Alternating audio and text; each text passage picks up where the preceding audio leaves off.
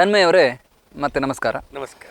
ಈಗ ಜ್ಯೋತಿಷಾಸ್ತ್ರ ಮತ್ತು ಆಯುರ್ವೇದ ಶಾಸ್ತ್ರಗಳ ಉಪಯೋಗ ಒಟ್ಟಿಗೆ ಅದನ್ನು ಯೂಸ್ ಮಾಡಿದರೆ ಎಷ್ಟು ಪರಿಣಾಮಕಾರಿಯಾಗಿ ನೀವು ಚಿಕಿತ್ಸೆ ಕೊಡ್ಬೋದು ಅಂತ ನೀವು ಹೇಳಿದ್ರಿ. ಈಗ ಈ ಜ್ಯೋತಿಷಾಸ್ತ್ರಕ್ಕೆ ಮತ್ತು ಈ ಜೆನೆಟಿಕ್ ಡಿಸಾರ್ಡರ್ಸ್ ಇದಕ್ಕೆ ಏನಾದರೂ ಸಂಬಂಧ ಇದೆಯಾ? ಇದನ್ನು ನೀವೇನಾದರೂ ಸ್ಪಷ್ಟಪಡಿಸ್ಬೋದಾ ನಮಗೆ? ನೋಡಿ, ನೀವು ಯಾವುದೊಂದು ಡಾಕ್ಟರ್ ಹತ್ರ ಹೋಗಿ ಕೇಳಿದರೆ, ಡಾಕ್ಟರ್ ನನಗೆ ಡಯಾಬಿಟೀಸ್ ಯಾಕೆ, ಅವ ಹೇಳ್ತಾನೆ ನೀವು ತುಂಬ ಸಿಹಿ ಪದಾರ್ಥ ತಿಂತೀರಿ, ಎಕ್ಸಸೈಸ್ ಮಾಡೋದಿಲ್ಲ.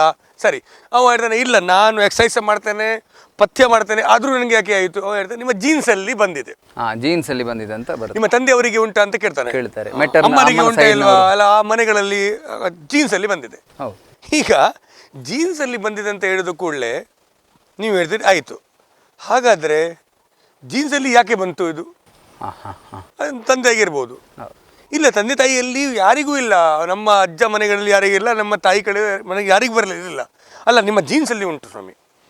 ಜೀನ್ಸಲ್ಲಿ ಹೇಗೆ ಬಂತು ಅದು? ಯಾಕೆ ಬಂತು? ನಾನೇನು ತಪ್ಪು ಮಾಡಿದೆ? ಹೌದು ಹೌದು. ಈಗ ನಾನು ಏನು ತಪ್ಪು ಮಾಡಲಿಲ್ಲದ್ರೂ ಸಹ ನನಗೆ ಬಂತಲ್ಲ ಕಾಯಿಲೆ.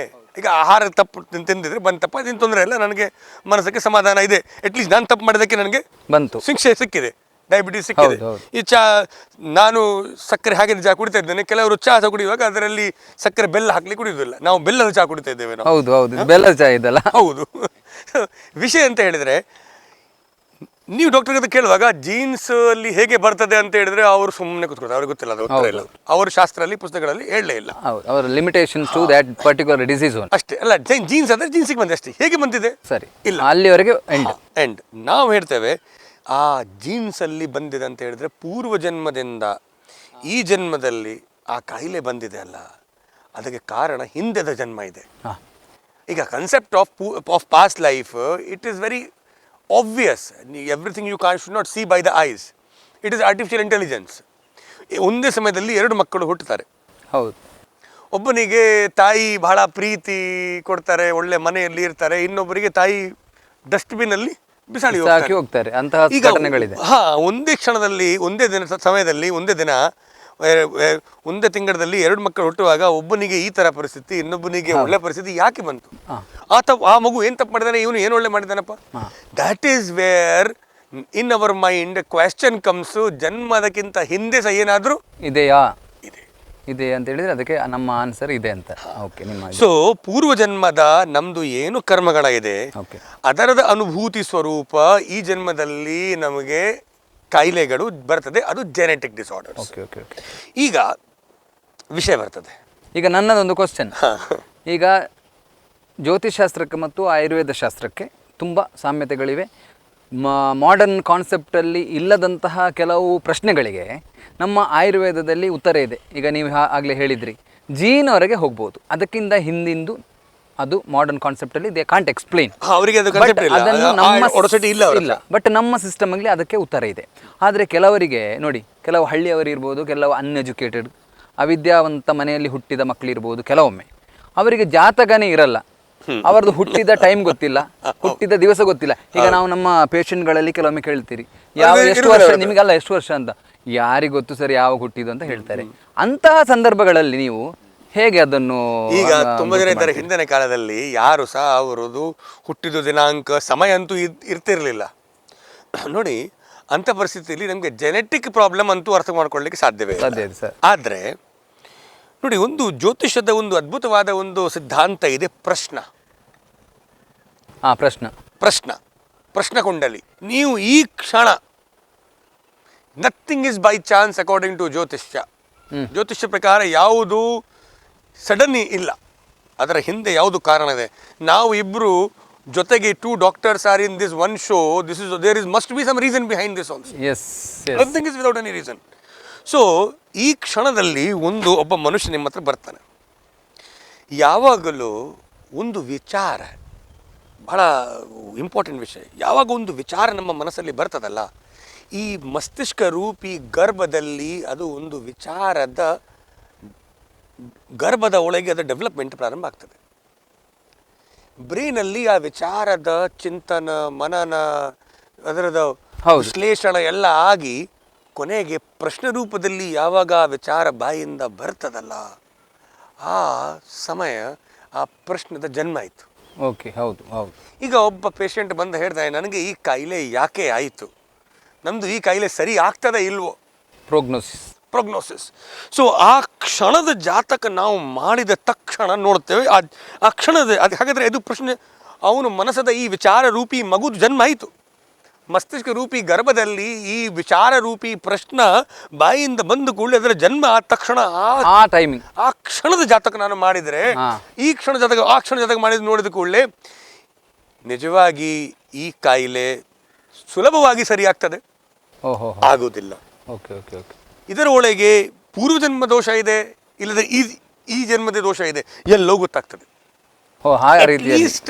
at least some idea you get. It is not bogus. Problem ಎಲ್ಲಿ ಆಗೋದು, ಪ್ರಾಬ್ಲಮ್ ಬರೋದು ಈ ಪೇಷಂಟ್ಗಳಲ್ಲಿ ಕೆಲವರಿಗೆ, ಜನರಿಗೆ ಒಂದು ಕುತೂಹಲ ಇರ್ತದೆ, ಅವರಿಗೆ ಒಂದು ಕ್ಯೂರಿಯಾಸಿಟಿ ಇರ್ತದೆ, ಸೈಕಲಾಜಿಕಲ್ ಭಯಗಳ ಇರ್ತದೆ. ಆವಾಗ ಕೆಲವು ಜೋಯಿಸರು ಅವರನ್ನು ಎಕ್ಸ್ಪ್ಲಾಯ್ಟ್ ಮಾಡಿದ್ದಾರೆ. ಅದು ಜ್ಯೋತಿಷ್ಯ ತಪ್ಪಿಲ್ಲಪ್ಪ. ಈಗ ಮಾಡರ್ನ್ ಡಾಕ್ಟರ್ ಸಹ ಕೆಲವು ಬೇಡದದ್ದೇ ಇನ್ವೆಸ್ಟಿಗೇಷನ್ಸ್ ಎಲ್ಲ ಮಾಡಿ, ಅಗತ್ಯ ಇಲ್ಲದೆ ಸರ್ಜರಿ ಮಾಡಿ, ರಿಪ್ಲೇಸಿಸಮ್ ಮಾಡಿಬಿಟ್ರೆ, so it is not mistake of allopathic system. ಅದು ಆ ವಿಶೇಷವಾದ ಪರ್ಟಿಕ್ಯುಲರ್ ಫಿಸಿಷಿಯನ್ ತಪ್ಪಿರ್ಬೋದು, ಸರ್ಜನ್ಸ್ ತಪ್ಪಿರಬಹುದು. ಅದೇ ಥರ ಆಯುರ್ವೇದದಿಂದ ಚಿಕಿತ್ಸೆ ಕೊಡಲಿಕ್ಕೆ ಆಗಲಿಲ್ಲ ಅಂದರೆ ಅದು ಆಯುರ್ವೇದ ತಪ್ಪಿಲ್ಲ, ವೈದ್ಯ ಆ ವಿಶೇಷವಾದ ಆ ವೈದ್ಯದ. ನಮ್ಮ ಚರಕ ಸಂಹಿತೆಯಲ್ಲಿಯೇ 3 ವಿಧದ ವೈದ್ಯರುಗಳನ್ನು ಹೇಳಿದ್ದಾರೆ. ಎಷ್ಟು ಥರ ವೈದ್ಯ ಇದ್ದಾರೆ? ಛದ್ಮಚರ ವೈದ್ಯ, ಸಿದ್ಧ ಸಾಧಿತ ವೈದ್ಯ, ವೈದ್ಯ ಗುಣಯುಕ್ತ ವೈದ್ಯ ಅಂತ. ಅದರಲ್ಲಿ ವೈದ್ಯ ಗುಣಯುಕ್ತ ವೈದ್ಯ ಅಂತ ಹೇಳಿದ್ರೆ ನಿಜವಾದ ಜೆನ್ಯೂನ್ ವೈದ್ಯ ಅಂತ ಹೇಳಿದ್ದಾರೆ. ಇನ್ನೊಂದು ಗಮ್ಮತ್ ಹೇಳಿದ್ರೆ ಅಲ್ಲವಿ, ಅದರಲ್ಲಿ ಪಲ್ಲವ ಛದ್ರ ವೈದ್ಯ ಅಂತೆ ಚರಕ ಸಂಹಿತೆದ 30ನೇ ಅಧ್ಯಾಯದಲ್ಲಿ ಹೇಳಿದ್ದಾನೆ. ಫುಲ್ ಒಂದು ಆತ್ಮವಿಶ್ವಾಸ ತೋರಿಸ್ಕೊಂಡು ಕಾಯಿಲೆ ಸರಿ ಆಗದೇ ಇರುವಾಗ ಹೇಗೆ ಗಾಳಿ ಬರುವಾಗ ಎಲೆಗಳು ಓಡಿ ಹೋಗ್ತದೆ, ಅದೇ ತರಹ ಒಬ್ಬ ಈ ವೈದ್ಯ ಗಾಯವಾಗಿ ಬಿಡ್ತಾನೆ. ನೋಡಿ, ಈ ಕ್ರೈಸಿಸ್ ಟೈಮ್ ಇರ್ತದಲ್ಲ ಮನುಷ್ಯನ ಜೀವನದ, ಆ ಕ್ರೈಸಿಸ್, ಆ ಕಷ್ಟದ ಆಪತ್ ಸಮಯದಲ್ಲಿ ಆಪದ ಬಾಂಧವರಕ್ಕಿಂತ ಆಪದ ಸಮಯದಲ್ಲಿ ನಮ್ಮನ್ನು ಮಿಸ್ಯೂಸ್ ಮಾಡೋರು ಜನ ಬಂದೇ ಬರ್ತಾರೆ. ಕರೆಕ್ಟ್, ಅದು ಹೌದು. ಅವಾಗ ತಪ್ಪ ಮನುಷ್ಯದ, ತಪ್ಪ ಜ್ಯೋತಿಷ್ಯದ ಅಲ್ಲ, ತಪ್ಪ ಆಯುರ್ವೇದದ ಇಲ್ವೇ ಇಲ್ಲ. ನಾವು ಏನು ಮಾಡಬೇಕು, ಅದಕ್ಕೆ ಒಂದು ಡಾಕ್ಯುಮೆಂಟೇಶನ್ ಮಾಡಬೇಕು. ಈಗ ನಾನು ಎಂತ ಮಾಡಿದೆ, ನನ್ನ ಹತ್ರ more than 5,000 ಡಯಾಬಿಟೀಸ್ ಎಲ್ಲ ಸಂಗ್ರಹ ಇದೆ. ಅದರಲ್ಲಿ ತುಂಬ ಜಾತಕಗಳು ಡಯಾಬಿಟೀಸ್ ಇದೆ, ತುಂಬ ಕೆಲವು ಜಾತಕಗಳ ಸಂಗ್ರಹ ನನ್ನ ಹತ್ರ ಈ ಕೊಲೆಸ್ಟ್ರಾಲ್ ಇದೆ, ಹೈಪೋಥೈರಾಯ್ಡಿಸಮ್ ಇದೆ, ಕ್ಯಾನ್ಸರ್ ಸಹ ಇದೆ. ಸೊ ನಮ್ಮ ಹತ್ರ ಸುಮಾರು ಅಂಥದ್ದು ಅದು ನಾವು ದಾಖಲೆಗಳು ಮಾಡಿದ್ದೇನೆ, ಡಾಕ್ಯುಮೆಂಟ್ ಮಾಡಿದ್ದೇನೆ. ಈಗ ಫಾರ್ ಎಕ್ಸಾಂಪಲ್, ಉದಾಹರಣಕ್ಕೆ ಹುಣ್ಣಿಮೆ ಸಮಯದಲ್ಲಿ ಎಪಿಲೆಪ್ಸಿ ಕೇಸ್ ಮ್ಯಾಕ್ಸಿಮಮ್ ಬರೋದು ನನ್ನ ಪ್ರಾಕ್ಟೀಸಲ್ಲಿ ಬರೋದು. 50-60 ಪೇಷಂಟ್ ಅದು OPD ನಾವು ಈ ಕೊಮ್ಮೆ ಗ್ರಾಮದಲ್ಲಿ ನಮ್ಮ ಈ ಸಂಸ್ಥೆಯಲ್ಲಿ ನಮ್ಮ ಡಾಕ್ಟರ್ಗಳು ನೋಡಿದ್ದಾರೆ. ಯಾವಾಗ ನಾವು ಇದೇ ಥರ ನಾವು ಅಬ್ಸರ್ವ್ ಮಾಡ್ತೇವೆ, ಹುಣ್ಣಿಮೆ ಯಾವಾಗ ಇರ್ತದೆ ಆವಾಗ ನಮ್ಮ ಹತ್ರ ಬರೋದು ಮ್ಯಾಕ್ಸಿಮಮ್ ಎಪಿಲೆಪ್ಟಿಕ್ ಕೇಸ್. ಅಮಾವಾಸ್ಯೆಯ ಸಮಯದಲ್ಲಿ ಡಿಪ್ರೆಷನ್ ಕೇಸುಗಳು ಜಾಸ್ತಿ ಬರ್ತಾರೆ. ಈವನ್ ನೀವು ಬಿಡಿ, ವೈದ್ಯರದ ಬಿಡಿ, ಕ್ರಿಮಿನಾಲಜಿಯಲ್ಲಿ ಪೊಲೀಸ್ಗಳಿಗೆ ಒಂದು ಸಬ್ಜೆಕ್ಟ್ ಇದೆ ಡೆಲ್ಲಿಯಲ್ಲಿ, ಎಲ್ಲ ಪ್ರತಿಯೊಂದು ಪೊಲೀಸ್ ಆಫೀಸರ್ಸ್ಗೆ ಕ್ಲಾಸ್ ಆಗ್ತದೆ. ಹೈಯೆಸ್ಟ್ ಪೊಲೀಸ್ ಸ್ಟೇಷನಲ್ಲಿ ಜಗಳದ ಕೇಸ್ ಬರೋದು, ಕಳ್ಳತನದ ಕೇಸ್ ಬರೋದು ಅಮಾವಾಸ್ಯೆ ಟೈಮಲ್ಲಿ. ಹಾಗಾದರೆ ಈ ಕಾಸ್ಮಿಕ್ ಇನ್ಫ್ಲೂಯೆನ್ಸ್ ಹ್ಯೂಮನ್ ಸೈಕಿ ಮೇಲೆ ಇದೆ. ಪ್ರೆಷರ್ಗಳು ಜಾಸ್ತಿ ಆಗ್ತದೆ, ಮೈಂಡ್ ತುಂಬ ನೆಗೆಟಿವ್ ಆಗ್ತದೆ, ಕೆಲವೊಮ್ಮೆ ಡಿಸ್ಟರ್ಬ್ ಆಗ್ತದೆ. That all we need to use it. Why we should leave? ಯಾಕೆ ನಾವು ಬಿಡಬೇಕು? ಯಾಕೆ ಜ್ಯೋತಿಷ್ಯ ಒಂದು ನಾಮ ಹಾಕಿ ಒಂದು ಕವಳೆ ಹಾಕಿದರೆ that is one culture side and we should respect it. ಅದಕ್ಕೆ ನಮಗೆ ಪ್ರಾಬ್ಲಮ್ ಇಲ್ಲ. ಆದರೆ ಯಾರು ಸಹ ಒಂದು ನಾಮ ಹಾಕಿ ಗಡ್ಡ ಹಾಕಿ ಒಂದು ಜೋಯಿಸರಾದರೆ ಜೋಯಿಸಲ್ಲ, ಆಯ್ತು, ಅದು ತೋರಿಕೆಗೆ ಮಾತ್ರ. ಪ್ರಾಬ್ಲಮ್ ಹೇಳಿದರೆ ಯಾವುದು ಸ್ಟ್ಯಾಂಡರ್ಡ್ಸ್ ಇಲ್ಲ, ಸ್ಕೂಲಿಂಗ್ ಇಲ್ಲ, ಸಿಲೆಬಸ್ ಇಲ್ಲ. ನಾಳೆಗೆ ಯಾರಾದರೂ ಒಬ್ಬ ಬರ್ತಾನೆ, ರಾಹು ಕೇತು ಶುಕ್ರ ಶನಿ ಹೇಳಿದರೆ ಜನರು ಅವನಿಗೆ ಸಹ ಜೋಯಿಸರಾಗಿ ನಮಸ್ಕಾರ ಆಗಿ ಮತ್ತೆ ಚಮತ್ಕಾರಕ್ಕೆ ನಮಸ್ಕಾರ ಅಂತ ಹೇಳ್ತದೆ. ಅವರು ಏನಾದರೂ ಒಂದು ಚಮತ್ಕಾರ ಮಾಡಿದ್ರೆ ಇನ್ನು. ಸೊ ಆ ಥರ ಒಂದು ಮೂಢನಂಬಿಕೆ ಅವರದು ಜನರ ತಪ್ಪದು. ಸೈನ್ಸ್ ಇದೆ, ಇದು ಸೈನ್ಸ್ ತಪ್ಪಲ್ಲ. ಆದರೆ ನಮ್ಮಲ್ಲಿ ಸಮಸ್ಯೆ ಅಂತಾಗಿದೆ, ನಾನು ಅದು ಹೇಳಬಾರ್ದು ರಾಜಕೀಯ ವಿಷಯ. ನೋಡಿ, ಬ್ರಿಟಿಷರ್ಸು ಇಲ್ಲಿಂದ ಹೋಗುವಾಗ ನಮ್ಮ ದೇಶದಲ್ಲಿ ನಮ್ಮ ಜನರ ಮಧ್ಯದಲ್ಲಿಯೇ ನೋಡಿ ಲೆಫ್ಟ್ ರೈಟ್ ವಿಂಗ್ ಲೆಫ್ಟ್ ವಿಚಾರಧಾರೆ ಉಂಟಲ್ಲ, ಈ ಪಂಥಿ ವಿಚಾರಧಾರೆ ಭಾಳ ಒಳ್ಳೆ ವಿಚಾರಧಾರೆ. ಅವರು ಏನು ಬಿಲೀವ್ ಮಾಡೋದು ಸೈಂಟಿಫಿಕ್ ಅಂತ ಬಿಲೀವ್ ಮಾಡ್ತಾರೆ. ಆದರೆ ಅವ್ರ ತಲೆಯಲ್ಲಿ ಏನು ಈ ತುಂಬಿಸಿದ್ದಾರೆ ಆ ಕಾಲದಲ್ಲಿ ಐರ್ಲೆಂಡ್ ಇಲ್ಲದೆ ಜರ್ಮನಿಯಿಂದ ಬಂದಿದೆ ನಮ್ಮ ಲೆಫ್ಟಿಸ್ಟ್ ಐಡಿಯಾಲಜಿ. ಇಂಡಿಯನ್ ಸೈನ್ಸಸ್ ಇದು ಎಲ್ಲ ಪ್ಯೂರ್ ಕಪೋಲ ಕಲ್ಪನೆ ಅಷ್ಟೇ ಅಂತ ಬಂದಿದೆ. ನೀವು ನೋಡಿದ್ರು ರಾಮ ಇದ್ದಾರೆ, ಚಂದ್ರ ಇದ್ದಾರೆ, ಎಂಥ ಸೂರ್ಯದ ಬಾಡಿ ಮ್ಯಾನುಫ್ಯಾಕ್ಚರ್. ಸೊ ಏನಾಯಿತು, ಅದರಿಂದ ಇದಕ್ಕೆ ಒಂದು ಅವರಿಗೆ ಪೂರ್ವಾಗ್ರಹ ಆಗಿದೆ. ಇದು ಸೈನ್ಸೇ ಇಲ್ಲ. ಓ ಹಾಗೆ. ಹಾಂ, ಅಲ್ಲಿ ಐ ಆಮ್ ನಾಟ್ ಅಗೇನ್ಸ್ಟ್ ವಾಮಪಂಥ ವಿಚಾರಧಾರೆ ವಿಷಯ ಅಲ್ಲ. ಅಂದರೆ ಅವರು ಸೈಂಟಿಸ್ಟ್, ಅವ್ರು ಏನು ಸೈಂಟಿಫಿಕ್ ನಂಬ್ತಾರೆ. ಆದರೆ ಅವ್ರಿಗೆ ಸಮಸ್ಯೆ ಅಂತಾಗಿದೆ, ಅವರಿಗೆ ಇದರದ ಪ್ರಾಧಾನ್ಯತೆಯನ್ನು ಯಾರು ಹೇಳೋರು ಇಲ್ಲ. ಮತ್ತು ನಮ್ಮಲ್ಲಿ ಇದು ಒಂದು, ಈಗ ನೋಡಿ, ಎಲ್ಲರೂ ಪ್ರಾಕ್ಟೀಸ್ ಮಾಡಲಿಕ್ಕೆ ಆಗೋದಿಲ್ಲ. ಈಗ ಒಬ್ಬ ಕೃಷಿ ಮಾಡ್ತಾನೆ, ಅವನಿಗೆ ಟೈಮ್ ಇಲ್ಲಿ ಉಂಟು ಜ್ಯೋತಿಷ್ಯ ಎಲ್ಲ ಓದಲಿಕ್ಕೆ ಆಗಲ್ಲ. ಸೊ ಈಗ ಬ್ರಾಹ್ಮಣರು ದೇವಸ್ಥಾನದಲ್ಲಿ ಕೂತ್ಕೊಳ್ಳುವಾಗ ಜನರ ಸಮಸ್ಯೆಗಳಿಗೆ ಪರಿಹಾರಕ್ಕೆ ಬರುವಾಗ ಅವರು ಜ್ಯೋತಿಷ್ಯನ ಕಲ್ತ್ಬಿಟ್ರು. ಸೊ ಜ್ಯೋತಿಷಕ್ಕೆ ಮತ್ತು ಬ್ರಾಹ್ಮಣ ಅರ್ಚಕಕ್ಕೆ ಏನು ಸಂಬಂಧ ಇಲ್ಲ. ಈಗ ಜನರು ದೇವಸ್ಥಾನದಲ್ಲಿ ಬರುವಾಗ ದೇವರ ಹತ್ರ ಆರಾಧನೆಗೋಸ್ಕರ ಬರೋದು 10%, ಸಮಸ್ಯೆಗಳನ್ನ ಇಟ್ಕೊಂಡು ಬರೋರು 90%. ಆ 90% ಜನರ ಸಮಸ್ಯೆಗಳು ದೇವರು ಸರಿ ಮಾಡೋದು ಬದಲಿಗೆ ಕೊನೆಗೆ ಈ ಪುರೋಹಿತ ಸರಿ ಮಾಡಬೇಕು. ಅವನು ಪುರೋಹಿತ ಮತ್ತೆ ಕುತ್ಕೊಂಡು ಏನು ಮಾಡೋದು, ಎಲ್ಲ ಓದ್ತಾ ಇರೋದು. ಆ ಥರ ಅದು ಬೈ ಚಾನ್ಸ್. ಅದು ಎರಡು ನೋಡಿ, ಇದು necessity is mother of invention. ಅಗತ್ಯ ಇತ್ತು, ಅಗತ್ಯ ಇರುವಾಗ ವಿಷಯಗಳು ಒಟ್ಟಾಗೋದು. ಈಗ ನಾನೊಬ್ಬ ವೈದ್ಯ, ನಾನು ನೋಡಿದೆ ಜೆನೆಟಿಕ್ ಕಾಯಿಲೆಗಳು ನಮ್ಮ ಹತ್ರ ಬರುವಾಗ ಇಂಗ್ಲೀಷ್ ಡಾಕ್ಟರ್ಗಳ ಹತ್ರ ಹೋಗಿ ಸಾಕಾಗಿ ರಿಪ್ಲೇಸ್ಮೆಂಟಿಗೆ ಆಪರೇಷನ್ಗೆ ರೆಡಿ ಇಲ್ಲ. ಕೊನೆಗೆ ಅವರು ಏನಾದರೂ ಒಂದು ಆಯುರ್ವೇದವನ್ನು ಆವಾಗ ನನ್ನ ಹತ್ರ ಬರ್ತಾರೆ. ಆವಾಗ ನನಗೆ ಸಹ ಒಂದು ಜೆನೆಟಿಕ್ ಸಮಸ್ಯೆಗಳನ್ನು ಸರಿಯಾಗಿ ಪರಿಹಾರ ಮಾಡಲಿಕ್ಕೆ ಒಂದು ಲಿಮಿಟೇಷನ್ ಸಿಗುವಾಗ ನಾನು ಅದರದ ಎಕ್ಸ್ಪ್ಲೋರ್ ಮಾಡಲಿಕ್ಕೆ ಇಂಡಿಯನ್ ಸೈನ್ಸಸ್, ಇತರ ನಮ್ಮ ಭಾರತೀಯ ವಿಜ್ಞಾನಗಳು, ಜ್ಯೋತಿಷ್ಯ, ವಾಸ್ತು, ಅದು ಎಲ್ಲ ಹುಡುಕಲಿಕ್ಕೆ ಹೋದೆ. ಆವಾಗ ನಮಗೆ ಜ್ಯೋತಿಷ್ಯದಲ್ಲಿ ಅದ್ಭುತವಾದ ಔಷಧಿಗಳಿದೆ. ನೀವು ಈ ಚೇತನೆಯ ಬಗ್ಗೆ ನಾನು ಹೇಳ್ತಾ ಇದ್ದೆ, ಚೈತನ್ಯ, ಆ ಚೈತನ್ಯವನ್ನು ಸರಿ ಮಾಡಲಿಕ್ಕೆ ಒಂದು ಯಜ್ಞ ಮಾಡಿ, ಅದಕ್ಕೆ ಏನು ಧರ್ಮಕ್ಕೆ ಸಂಬಂಧ ಇಲ್ಲ. ಆ ಫೋಟಾನ್ ಥೆರಪಿ, ಆ ಅಗ್ನಿ ಒಟ್ಟಿಗೆ ಕಣ್ಣಿಗೆ ಕಣ್ಣು ಹಾಕಿ ನಾವು ಮಂತ್ರ ಚಿಕಿತ್ಸೆ ಹೇಳುವಾಗ ಮನಸ್ಸಕ್ಕೆ ಒಮ್ಮೆಗೆ ಕಂಪ್ಲೀಟ್ ಎನರ್ಜಿ ಬಂದ್ಬಿಡ್ತದೆ, ಶಾಂತವಾಗಿ ಬಿಡ್ತದೆ. ಹೌದು. ಆವಾಗ ಚಿಕಿತ್ಸೆ, ಸತ್ವಾವಜಯ ಚಿಕಿತ್ಸೆ ಎಲ್ಲ ನಮ್ಮಲ್ಲಿ ಮಾನಸಿಕ ಕಾಯಿಲೆಗಳಲ್ಲಿ ತಿಳಿಸಿದ್ದಾರೆ. ಸೊ ನಾವು ಯಾಕೆ ಮಾಡಬಾರ್ದು? We have to do it, we have to remove religious part from it and we should practise it ಅಂತ ನನ್ನ ಅಭಿಪ್ರಾಯ. ಹೌದು. ಡಾಕ್ಟರ್ ತನ್ಮಯ್ ಗೋಸ್ವಾಮಿ ಅವರೇ, ಈಗ ಈ ಆಯುರ್ವೇದ ಶಾಸ್ತ್ರದ ಬಗ್ಗೆ ಇರ್ಬೋದು, ಅದರ ಬಗ್ಗೆ ಚಿಕಿತ್ಸಾ ವಿಧಾನಗಳಿರ್ಬೋದು, ಇದನ್ನೆಲ್ಲರೂ ಮಾತಾಡ್ತಾರೆ. ಆದರೆ ಈ ಆಯುರ್ವೇದ ಶಾಸ್ತ್ರ ಮತ್ತು ಇವತ್ತಿನ ಮುಖ್ಯವಾದ ಒಂದು ಅಂಶ ಜ್ಯೋತಿಷಾಸ್ತ್ರ, ಎರಡನ್ನು ಅಭ್ಯಸಿಸಿ, ಎರಡನ್ನು ತುಲನೆ ಮಾಡಿಕೊಂಡು ತುಂಬ ಸುಂದರವಾಗಿ ನೀವು ಅದನ್ನು ಎಕ್ಸ್ಪ್ಲೇನ್ ಮಾಡಿದ್ದೀರಿ. ಈಗ ನಮ್ಮ ವೀಕ್ಷಕರಿಗೆ ಎಂಥ ಇಂಪಾರ್ಟೆಂಟ್ ಒಂದು ಮೆಸೇಜನ್ನು ನೀವು ಹೇಳಲಿಕ್ಕೆ ಇಷ್ಟಪಡ್ತೀರಾ? ವೀಕ್ಷಕರೇ, ನಮ್ಮ ಉದ್ದೇಶ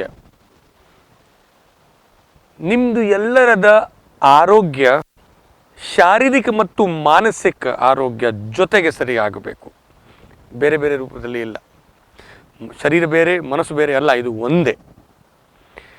ಆಯು ಅಂತ ಹೇಳಿದರೆ ಚೈತನ್ಯ, ನಮ್ಮ ಒಳಗೆ ಇರುವಂಥದ್ದ ಈ ಒಂದು ದೈವರದ ಶಕ್ತಿ, ಇದು ಆಯು.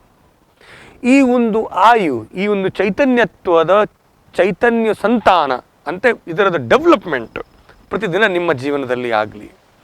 ಜ್ಯೋತಿಷ್ಯ ಪ್ರಯೋಜನ ಏನಂತ ಹೇಳಿದರೆ, ಜ್ಯೋತಿಷ್ಯ ಪ್ರಯೋಜನಂ ಲೋಕಯಾತ್ರ ಮತ್ತು ಆಯುಂಚ. ಅಂದರೆ ಈ ಜೀವನದ ಲೋಕಯಾತ್ರೆ ಹೇಗೆ ಹೋಗ್ತದೆ ಮತ್ತು ಆಯುಷ್ಯ ಹೇಗೆ ಇದೆ, ಇದು ಗೊತ್ತಾಗೋದು ಜ್ಯೋತಿಷ್ಯದಿಂದ. ಮತ್ತು ಆಯುರ್ವೇದ ಆಯುಧ ಶಾಸ್ತ್ರ. ಸೊ ಆಯು ಅಂತ ಹೇಳಿದರೆ ನಮ್ಮ ಚೈತನ್ಯ ಹೇಗೆ ಇರಬೇಕು, ನಮ್ಮ ಒಳಗೆ ಚೈತನ್ಯ ಹೊರಗಡೆ ಅಲ್ಲ. ಹೊರಗಡೆದ ಘಟನೆಗಳಿಂದ ನಮ್ಮ ಈ ಚೈತನ್ಯ ಮೇಲೆ ಪ್ರಭಾವ ಬರಬಹುದು.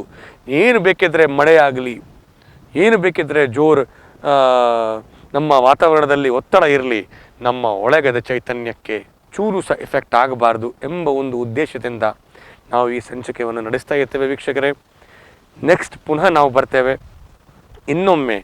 ಇನ್ನೂ ಯಾವ ಥರ ನಾವು ನಿಮ್ಮ ಆರೋಗ್ಯವನ್ನು ಜ್ಯೋತಿಷ್ಯ ಮತ್ತು ಆಯುರ್ವೇದದ ಈ ಒಂದು ಸಮ್ಮಿಲಿತ ಭಾವದಿಂದ, ಔಷಧಿದಿಂದ ಮತ್ತು ಯಾವ ಥರ ಅಡ್ವೈಸಸ್ಗಳಿಂದ ನಾವು ಸರಿ ಮಾಡ್ಬೋದು, ಜ್ಞಾನದಿಂದ, ಮನಸ್ಸಕ್ಕೆ ಒಂದು ಖುಷಿಯಿಂದ, ಇದರ ಬಗ್ಗೆ ನಾವು ಪುನಃ ನಿಮ್ಮ ಜೊತೆಗೆ ಬರ್ತೇವೆ.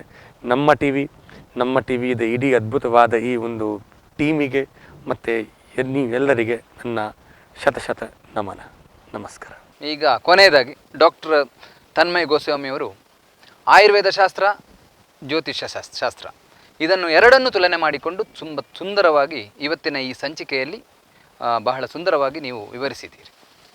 ಇವತ್ತಿನ ಈ ಕಾರ್ಯಕ್ರಮವನ್ನು ಬಹಳ ಸುಂದರವಾಗಿ, ಬಹಳ ಅರ್ಥಪೂರ್ಣವಾಗಿ, ಬಹಳ ಸಿಂಪಲ್ ಆಗಿ ವಿವರಿಸಿದಂತಹ ಡಾಕ್ಟರ್ ತನ್ಮಯ್ ಗೋಸ್ವಾಮಿ ಅವರಿಗೆ ಕರಾವಳಿಯ ಹೆಮ್ಮೆ ನಮ್ಮ ಟಿವಿ ಚಾನೆಲ್ನ ಪರವಾಗಿ ಹಾಗೂ ನನ್ನ ವೈಯಕ್ತಿಕ ಪರವಾಗಿ ತುಂಬ ಹೃದಯದ ಧನ್ಯವಾದಗಳು ಸರ್.